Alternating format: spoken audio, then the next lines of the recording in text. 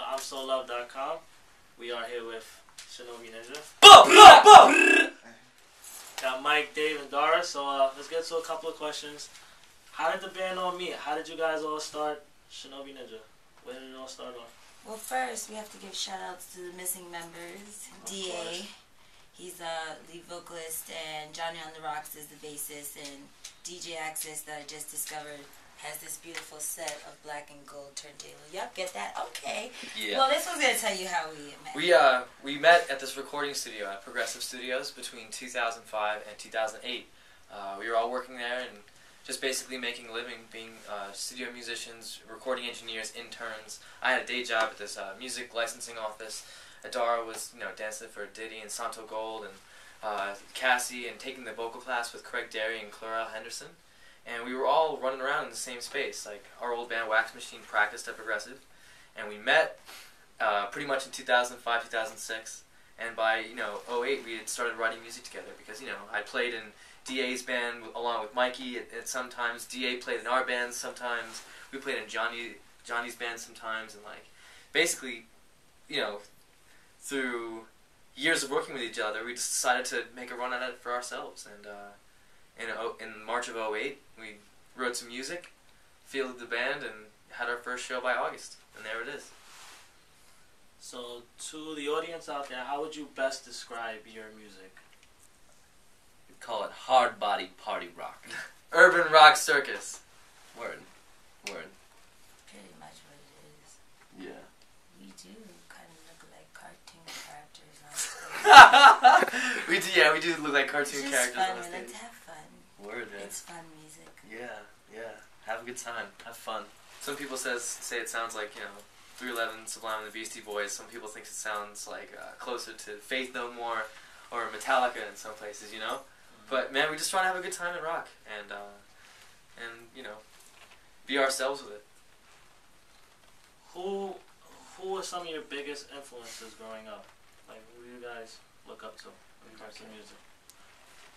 We all look up to different people, which is why music is so eclectic, and it's everybody, honestly, if you heard the album, everybody likes either one or two songs or even the whole album, but I like Every Other Little Girl, Janet Jackson, Whitney Houston. I love listening to Celine Dion and just a bunch of different people. Usher when he first came out, Michael Jackson.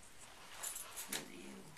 I mean, anything that just put a smile around my face and just made me forget that, I'm just a human being, there was James Brown, there was all of Motown, the Grunge Revolution was incredible. I love Nirvana, Soundgarden, Pearl Jam, Faith No More, obviously, and then, I like Incubus, I like some of the new bands that were really dope. Pantera, obviously, they're just incredible.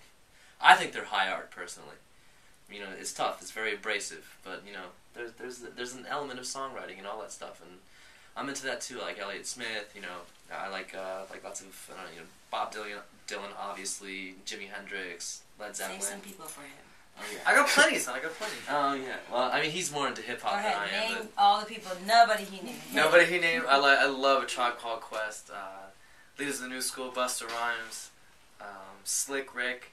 I love turntablism. I love, Qbert and Mixmaster Mike, and, I follow the DMC still. I love, punk music and, sick rock drummers. Travis Barker's a beast, and so is John Blackwell, who's a sick, R&B drummer. He's, drummer for Prince. Yeah. Him and Sheila E. are big influences of mine. But then again, you got dudes like, Dave Grohl, who played in Nirvana, and it's such, a really, aggressive, but, classic musician. Nirvana was dope. I love Nirvana. Sorry. I like the Gym Class Heroes a lot too. I thought that alternative take on hip hop was cool. I love the Roots. The whole Philly sound is really interesting to me. I like that a lot. Yeah, and we like the DIY work ethic of punk musicians, which is basically us. So, Shinobi Ninja Attacks, you guys have your own iPhone app. Explain how that happened. Yo, check it out. This little game came up in 2009. Steve Sternshine, our manager, and I were running around in South by Southwest, and we couldn't you know, we couldn't you know, relate to people how running around in our band is like, you know, playing like a video game. Yeah. Because you know, it's a battle. It's a battle to get to the show. You got to promote really hard. You got to find the gig. You got to deal with the spinal tap between, you know, getting to the gig, promoting it, and then finally when you get there, like, what else has gone wrong, you know? So by the time you're like finally playing, you had to like fight to get to the damn spot. You had to like, you know, spend money, sweat, you know, all this, you know, blood, sweat, and tears just to get there. And then you finally get there, and you know, there's even more stuff you got to get through. It's like a video game. And we were like, well, let's try to pair our like, you know, our band life into some kind of a new product. Yeah. We, you know, created, you know, 4 characters, and you can either be Fighting me, game. Baby Girl, DA, Fun. or Mikey. Yeah. And you have to fight to get from Brooklyn to Club Babylon. Yeah. And at Club Babylon, which is where your show is at, you gotta beat up the guy who's saying that he's Shinobi Ninja. So you gotta get through all that crap, and then finally you get to the stage and you get to rock. So it's like, you know, you share something with us. You share the path of the show.